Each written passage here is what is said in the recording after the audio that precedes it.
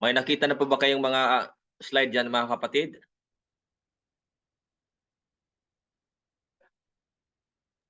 Meron na po. Okay, magsisimula na po tayo. Pwede po ba, kapatid na Chaplain Kidilier Bael, sa ating opening prayer? Pray ka naman. Patay na tayo.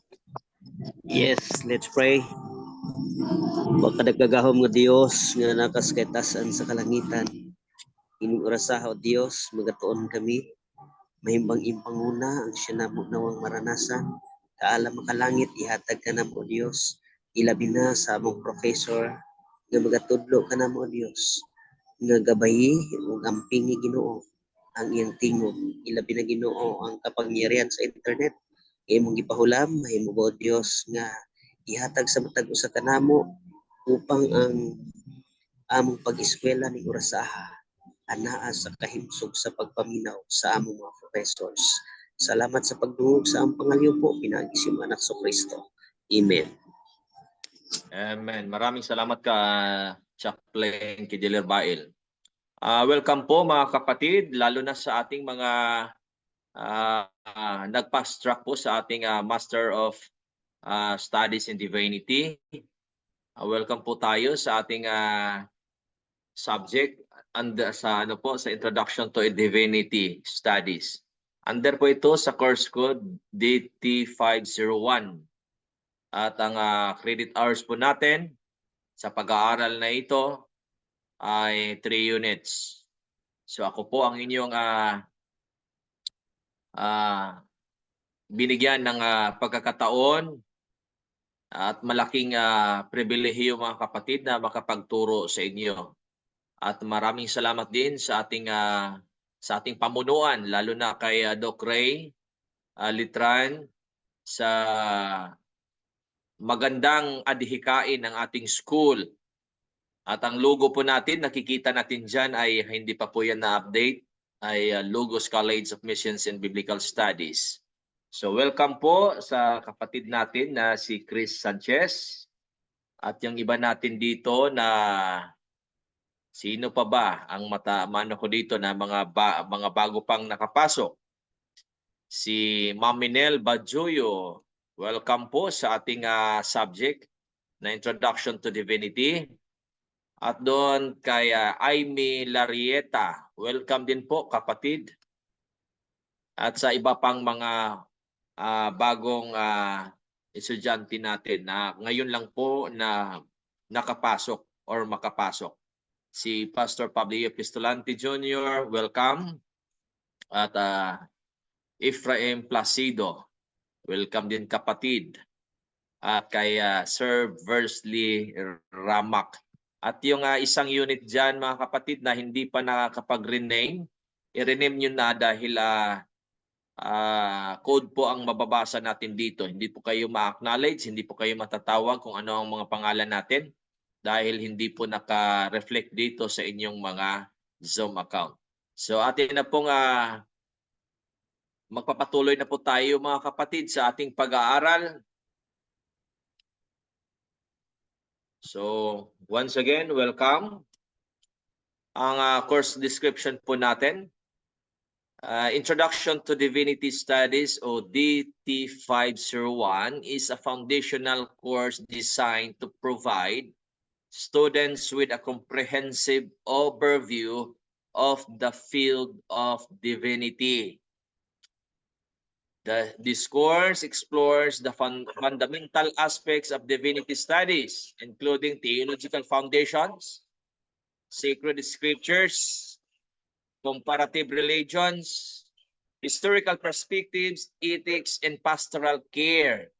Dito din po natin yan matutunan at mapag-aralan mga kapatid. Emphasizing critical thinking and engagement with diverse religious traditions. Atin ding mapag-aralan ang iba't ibang mga traditions na pinapractice ng ibang mga religion mga kapatid. The course aims to equip students with the essential knowledge and skills for further Studies in Divinity and related disciplines. Course objectives. Upon successful completion of this course, students will first understand theological foundations. Dahil dito mga kapatid, sa subject na ito, ay matutunan natin mga kapatid ang iba't ibang mga doktrina na pinananiwalaan at isinasabuhay ng ibang mga tao. Grasp basic theological concepts and major theological traditions. Recognize the relationship between theology and divinity studies. So mapag-alaman din natin yan mga kapatid, no? At ang pangalawang objective natin sa pag-aaral natin, study sacred scriptures. Explore major sacred scriptures from various religious traditions. Katulad ng Bible, no? Quran, no? Yung sacred scriptures ng mga Buddhist, no? Ng mga Hindu, no? Develop skills in hermeneutics and interpretation. At ang pangatlong objectives natin, explore comparative religions. Dito mga kapatid, mapag-aralan din natin kung ano ang mga doktrina, ano ang mga iba't ibang mga relihiyon na nag-exist ngayon dito sa mundo. Conduct a comparative study of major world religions. Siguro ang gagawin natin dito is reporting. Ibig sabihin, ma-assign kayo sa isang specific na religion. Kung kayo ay maatasang mabigyan ng title na i-report ng patungkol sa mga Hindu or sa Judaism o di kaya sa mga Taoism at sa iba pang mga religion, mga kapatid. Analyze commonalities and differences and religious beliefs and practices. Dito din natin makukuha at makumpara kung ano ang pinagkakaiba at magkapareho ba sila, no? Katulad ng Islam, no? May ginagamit silang prayer beads, katulad din ng mga Catholics, no? Katulad din ng mga Muslim. So may pagkapare-pareho ba sila, no? Yung mga ginagamit nila. At yung paniniwala nila, ano naman ang pagkakaiba doon? Examine historical perspectives. Understand the history of divinity studies. Identify key figures and movements that have shaped the field. Discuss, panglima nito mga kapatid, discuss ethics and divinity. Explore ethical principles in various religious traditions. Apply ethical consideration to contemporary issues. At ang pang-anim nito mga kapatid, Introduction to Pastoral Care and Ministry. Gain insight into the rules and responsibilities of chaplains. Dito din, mapag-aralan din natin, no?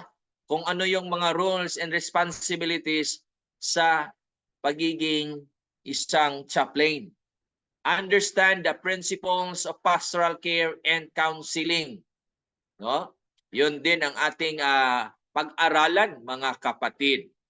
At ang pangpito nito na objective natin sa pag-aaral natin, address contemporary issues. Ano yung mga issues? No? Discuss current challenges and debates within religious communities. No? Kadalasan, alam naman natin na kung may mga dialogue or may mga debates, no, na nangyayari ay dahil sa mga theological differences. Examine the intersection of religion with societal, political, and scientific developments. Yan ang ating 7 objectives natin mga kapatid sa pag-aaral natin sa divinity studies. Ito po ang ating introduction, the course and syllabus, exploring divinity as an interfaith journey. Ano po ang ibig sabihin ng divinity studies? Ano ang definition nito mga kapatid? No? The definition and scope of divinity studies can vary depending on cultural. Magadepende po yan mga kapatid sa kultura kung saan umusbong or lumabas yung isang relihiyon, religious and academic context. In a broad sense, divinity studies typically involve the exploration and academic examination of religious and spiritual phenomena, often with a focus on a particular religious tradition or traditions. Ito po mga kapatid, nagiging parang isang synonym ng ano ang ibig sabihin or definition ng divinity study. Sa ibang katawagan ito mga kapatid, tinatawag itong religious exploration. Ano itong religious exploration? Divinity studies involve the systematic study and analysis of religious beliefs. No? Yung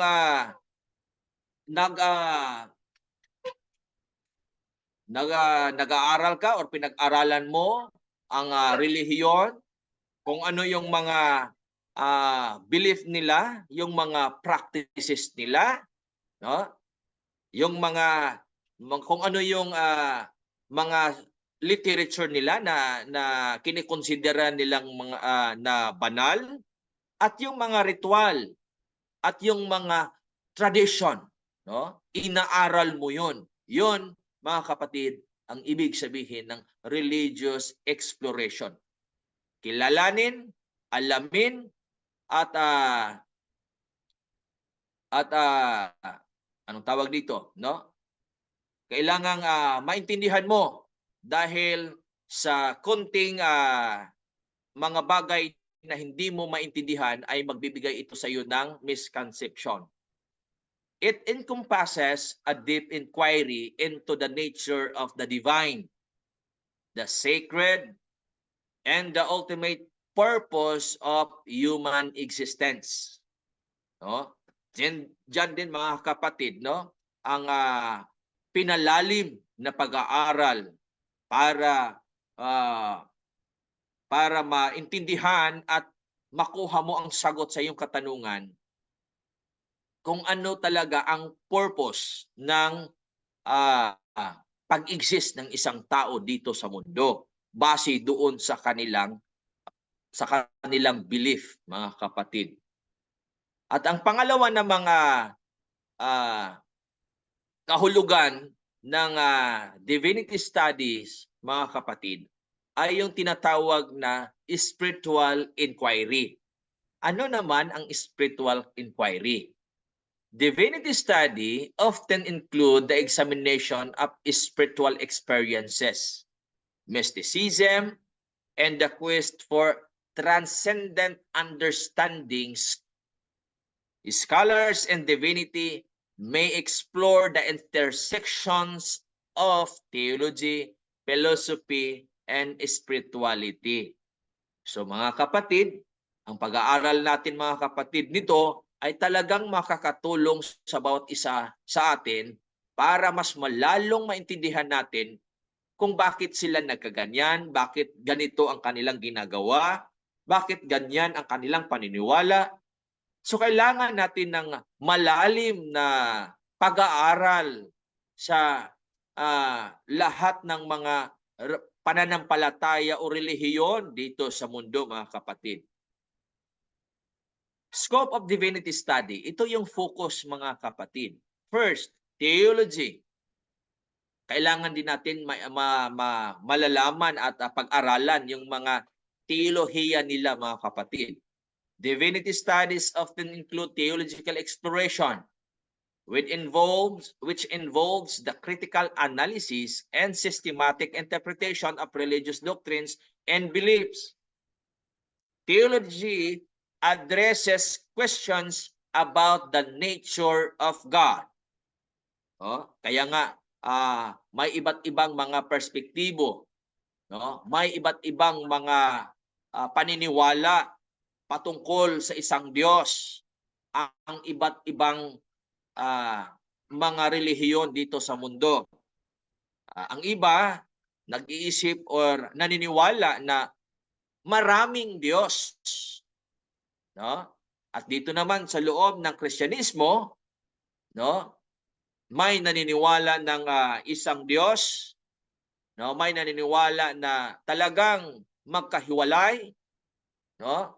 At lumabas ang terminolohiya na hindi nagkakaisa ang mga mananampalataya sa loob ng Kristyanismo, lalo na sa terminolohiyang ginagamit na Trinity, no? Ang Trinity natin sa Adventist, pag i-compare natin doon sa Trinity doon sa Catholic, iba ang may pagkakaiba, mga kapatid. Magkapareho sila ng katawagan, pero ang kanilang description, ang kanilang bawat iglesia, sa bawat relihiyon sa loob ng denomination, sa loob ng Kristyanismo, no, iba't iba po ang kanilang definition. The origin of the universe and the meaning of life, no? Iba't iba po mga perspektibo ng iba't ibang relihiyon, mga kapatid, patungkol sa universe. May mga sarili silang mga interpretation, mga pagpapaliwanag patungkol sa universo, at lalo na ang kahulugan ng buhay, mga kapatid, no? Pag-aralan din natin 'yan.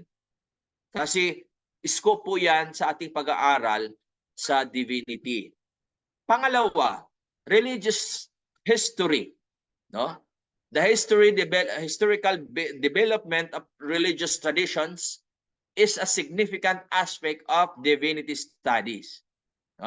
Scholars may investigate the evolution of religious beliefs. Katulad din natin sa loob natin sa ating iglesia, no? Papaano noon ay Sunday keeper ang mga pioneers ng ating iglesia, at nung open sila sa ipinadalang ng Panginoon, at sila ay nag-embrace sa Sabat, no? Hanggang nag-embrace sa Sabat, no? At hanggang sa kalaunan ay nag-practice na ng pag-acknowledge na ng dietary laws at iba pang mga doktrina natin na hanggang ngayon ay atin pong sinusunod, mga kapatid, bilang mga Adventist. Practices and institutions over time.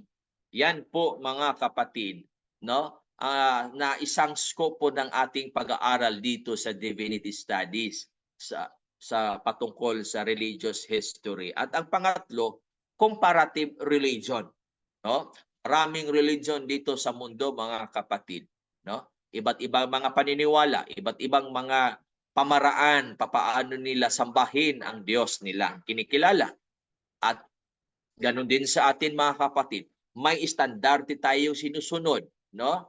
Na mula sa ating banal na kasulatan na tinatawag na Bible, no? At doon nakapaloob lahat ng mga gagawin at dapat gagawin ng mga sumasampalataya, lalo na sa ating Panginoong Hesus, no?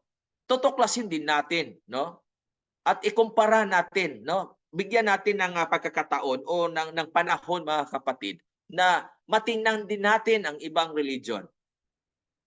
kung ano ang pagkakaiba, ano ang pagkakaiba at pagkapareha. Divinity studies may involve a comparative approach where scholars analyze and compare different religious traditions to identify commonalities, yung pagkapare-pareha, differences, pagkakaiba mga kapatid, and cross-cultural influences.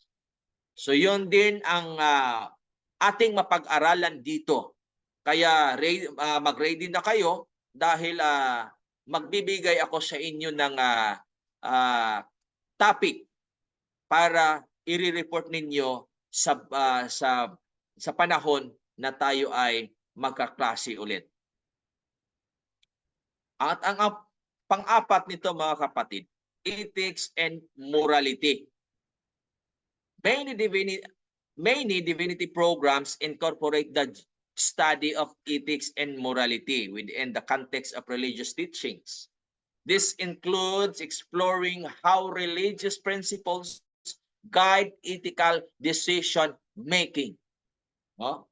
Katulad nating mga Adventist. Ano po ang nagbigay sa atin ng direction kung bakit ganito yung ganito tayo mamuhay, no? Ganito yung mindset natin, ganito yung ginagawa natin, no? Yung mga pag-iisip natin at lalo na sa pagbibigay ng kahulugan sa bawat bagay na nasa ating paligid. Academic context, degrees and programs. Dahil nga din sa pag-aaral ng divinities mga kapatid, divinity ay talagang may mga level po yan. At divinity studies are often pursued at the academic level through divinity schools. Kaya kadalasan o lahat ng mga relihiyon, no, lalo na sa mga malalaking relihiyon, meron talaga silang mga seminaries or mga school na kung saan sila doon nila, no, yung mag-aaral, no, yung gustong mag-aral ng kanilang doktrina, no, so doon nila ipapasok mga kapatid, no. Seminaries or religious studies departments within universities. Kaya makikita natin, no, maraming nag-graduate, no, sa pag-aaral ng divinity. Degrees such as Master of Divinity or MDiv or Doctor of Divinity or DD may be offered. No, so yun nga mga kapatid, no? Dahil yun nga mamaya konti pagkatapos ng ating pagtatalakay ngayon ay may reflection tayo mga kapatid at kailangan ang bawat isa sa atin ay may reflection tayo sa ating mga bagong natutunan ngayon. At ang pangalawa, interdisciplinary approach. Divinity studies can be interdisciplinary, drawing from fields such as philosophy, anthropology, sociology, psychology, and history to provide a comprehensive understanding of religious phenomena. So itong mga espesyal na kurso o pag-aaralan na mga kapatid na mga estudyante nag-aaral sa divinity ay talagang importante din ito, no? At kadalasan din ang ibang nagtapos nito ay nagfo-focus sa ganitong mga tinatawag na espesyal na pag-aaral. Religious traditions. Multi-faith approach. Divinity study may encompass various religious traditions, including Christianity, Islam, Judaism, Hinduism, Buddhism, and others. Some programs may adopt a multi-faith or interfaith perspective. Pangalawa, denominational focus. In certain contexts, divinity studies may have a denominational focus, such as Christian divinity studies that specifically explore Christian theology and practices. At ang summative conclusion natin, dahil isang ano lang tong pag-aaral natin ngayon mga kapatid, introduction lamang at pagbigay sa inyo ng overview ng ating pag-aralan sa mga susunod pa na mga sesyon. So, divinity study involved the academic exploration of religious and spiritual aspects, incorporating theology, history, ethics, and a variety of approaches to understand the diverse facets of human engagement with the divine. The scope is wide-ranging, encompassing various religious traditions and fostering an interdisciplinary understanding of faith and spirituality. Ngayon, dito na tayo sa ating reflection mga kapatid. Ito po ang tanong ko sa inyo. Does the subject of studies in divinity play an important role in our ministry? Yan po ang ating reflection ngayon mga kapatid. Sino po bang makapagsagot dyan? Volunteer.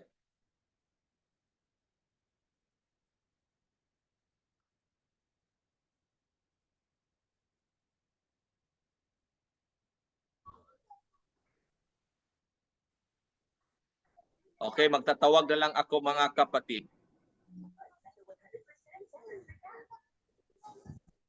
So nasa 20 tayo ngayon.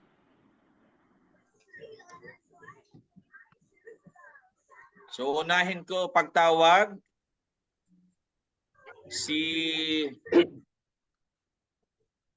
Chris, kapatid na Chris Sanchez.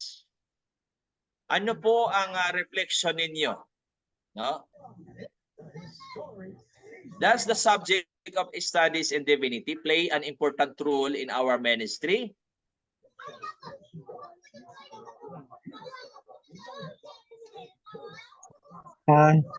Opo, Doc, meron po siyang importanteng role sa ating ministry.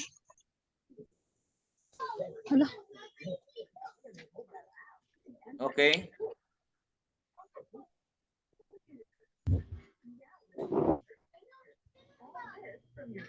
Tapos ka na po ba, kapatid? Tapos na po, Doc.